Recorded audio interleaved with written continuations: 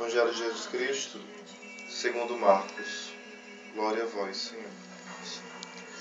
Em seguida, Jesus chamou de novo a multidão para perto dele e disse: Escutem todos e compreendam. O que vem de fora e entra numa pessoa não a torna impura. As coisas que saem de dentro da pessoa é que a tornam impura.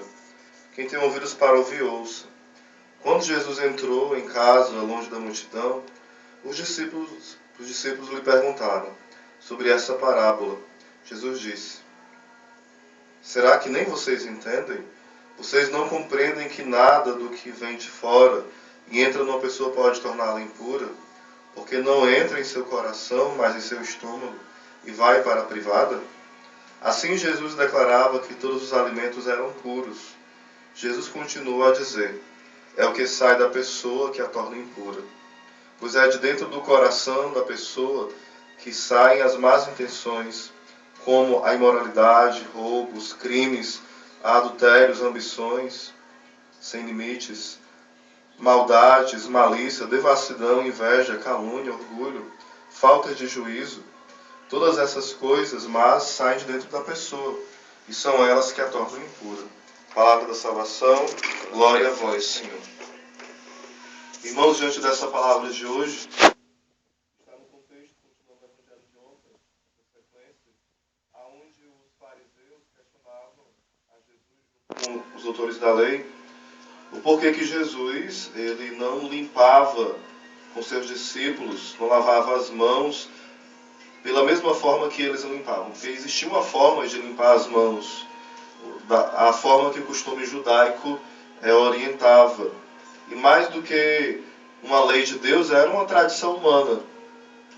É interessante diferenciar quando a Bíblia fala uma tradição meramente humana, costumes, hábitos, que não é uma coisa ruim, e da tradição que São Paulo vai falando que nós devemos continuar vivendo esta tradição. Quando São Paulo fala sobre receber a tradição, está falando da tradição oral, onde a Igreja Católica recebe esta tradição e vai passando de geração em geração, ou seja, o depósito filho, o depósito da fé. E nós devemos ter essa compreensão. A Igreja é essa grande guardiã da fé. E Jesus vai alertando que aquilo que eles não compreendiam, e também os discípulos não foram compreendendo. Jesus vai falando de forma muito clara, depois que ele vai advertindo os fariseus da sua hipocrisia, porque eles viviam detalhes da lei que eles foram criando, mas eles queriam burlar o amor aos seus pais. Eles inventavam uma brecha na lei para não cumprir o amor que o pai e a mãe merecem. Ou seja, eles iam desonrando o pai e a mãe em nome de Deus, ou seja, um pecado gravíssimo. E hoje o Senhor vai nos advertindo o seguinte, diante daquilo que é impuro e aquilo que é puro. O impuro e o puro na Bíblia não é o que nós entendemos hoje como, no sentido de imoralidade, sexualidade, não se refere somente a isso. Antes, a impureza, por exemplo, uma mulher que menstruava estava impura, alguém que pegava num cadáver estava impuro.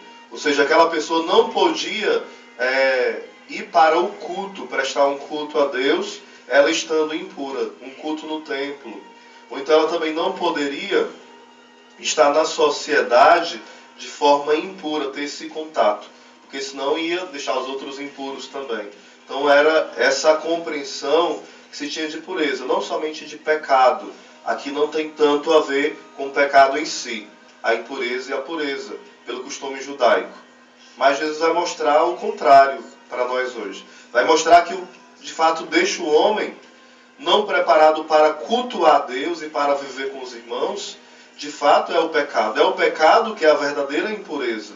É quando eu julgo o irmão, é quando eu condeno, vou condenando o irmão, que isso me torna impuro, me torna não apto ao culto a Deus, não me torna apto a viver de forma comunitária. É isso que nos separa de Deus e dos irmãos. O pecado não é alguém estar menstruado, alguém pegar no cadáver ou comer qualquer alimento que se diz impuro, que vai me impedir de cultuar e de adorar a Deus e de amar o irmão. Não, não é isso. O Senhor vai corrigir a mentalidade errada. que muitas vezes até nós vamos herdando nesse tempo. E muitas seitas também vão colocando, por exemplo, as seitas que não tomam uma cabidela, algo de sangue, porque usam alguns versículos isolados da Bíblia, outros não comem carne de porco, porque acham que isso é pecado, e vai ainda ficando no Antigo Testamento e textos isolados do Novo, sem olhar o contexto. Então o Senhor vai mostrando que o que deixa o homem afastado de Deus, como fala em Isaías 59, porventura está a mão do Senhor encolhida para não nos abençoar, está o seu ouvido surdo para não ouvir a nossa oração, e o Senhor vai falar, não, é o vosso pecado que vai criando um muro entre vós e Deus.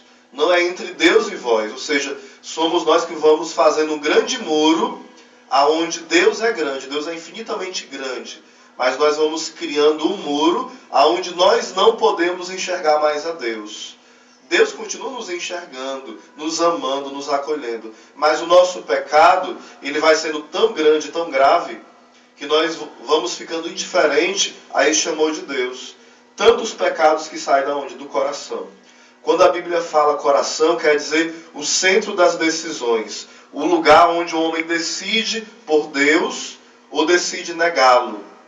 Ou seja, o homem vai optando pela vontade de Deus ou pela vontade do demônio ou a sua vontade. Santo Irineu vai falando. É no reino da luz quem reina é Cristo. No reino das trevas quem reina é o próprio homem. Ou seja, essa é a grande tentação que nós temos, fazer a nossa vontade.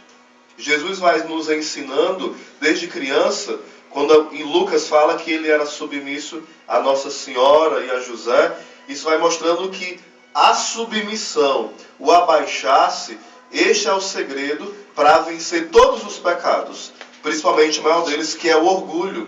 O grande pecado, que é o orgulho, que é o pai de todos os pecados. Nós podemos perceber que grandes coisas acontecem quando nós somos orgulhosos. A inveja acontece. Nós matamos as pessoas, porque quando eu tenho inveja, eu quero manchar a imagem do outro. E aqui Jesus vai falando o seguinte para nós. Vocês não compreendem que